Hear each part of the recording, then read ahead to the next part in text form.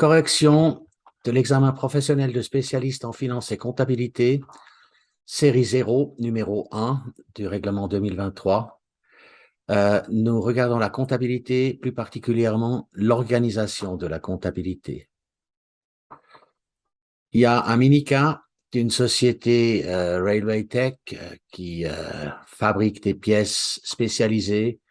Elle rénove du matériel roulant pour des opérateurs nationaux, donc suisses. Pour vous tenir informé des nouveaux cours et exercices corrigés de Better Study, n'oubliez pas de vous abonner à la chaîne et de cliquer sur la cloche. Et européens. Vous êtes le CFO de cette société.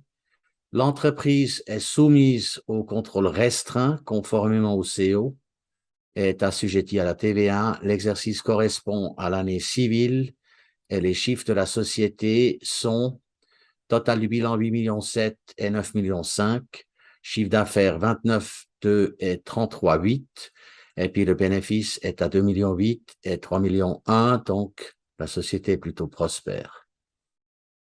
L'organigramme, c'est un organigramme dit hiérarchique et fonctionnel en staff and line. Vous avez le seul poste en staff qui est la gestion de qualité et les lignes de décision pour les technologies et pour les services. La société Railway Tech veut mettre en place un système de contrôle interne, un SCI, pour garantir la qualité et la sécurité à long terme de l'entreprise. Et puis, parallèlement, il faut réorganiser l'entreprise ou au moins revoir l'organisation. Le mandat, vous êtes le chef de projet de la mise en place du SCI. Vous vous préparez aux examens du brevet dans une autre école que Better Study. Vous avez besoin de consolider certaines notions à votre rythme et au moment qui vous convient le mieux.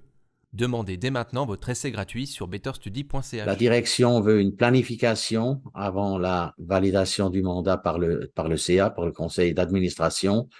Et puis, la direction attend qu'on lui remette un projet, disons, avec le mandat, un projet de rapport détaillé qui répond aux questions que voilà. Est-ce que la décision de mettre en place un SCI appelle obligatoirement la question de savoir si la société est soumise à l'obligation de mettre en place un SCI, et puis la question est simplement qui c'est qui régit la mise en place de ce SCI. C'est le Code des obligations qui régit l'obligation, mais il y a tout petit peu plus quand même. Vous avez ici le complément. Selon l'article 727 du CO, une société qui est cotée en bourse, ou disons qui est débitrice d'un emprunt obligataire, et puis en plus, ou alors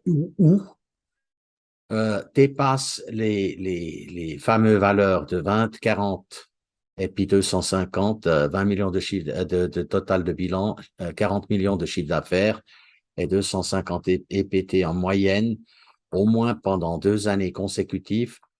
Chaque année, des centaines d'apprenants nous font confiance. Vous aussi réussissez vos projets avec les cours en ligne de Better Study. Contactez notre institut pour votre essai gratuit sur betterstudy.ch. Doit se soumettre au contrôle ordinaire. Et puis, ici, il y a la précision pour le 727.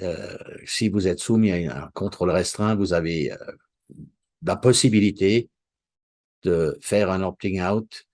Si vous faites ça, vous n'êtes pas soumis au contrôle restreint, mais la société ici, dans ce cas, elle l'est.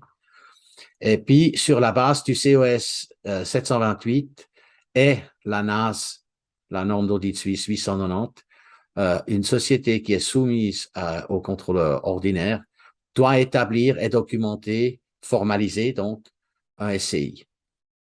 L'organe de révision a l'obligation, c'est la NAS 890, de vérifier l'existence de ce SCI. La documentation, soit dit en passant, doit être de taille et complexité qui répondent à l'exigence légale minimale, c'est-à-dire garantir la fiabilité des rapports financiers. Elle ne doit pas aller plus loin et puis faut pas monter une usine à gaz si ce n'est pas nécessaire.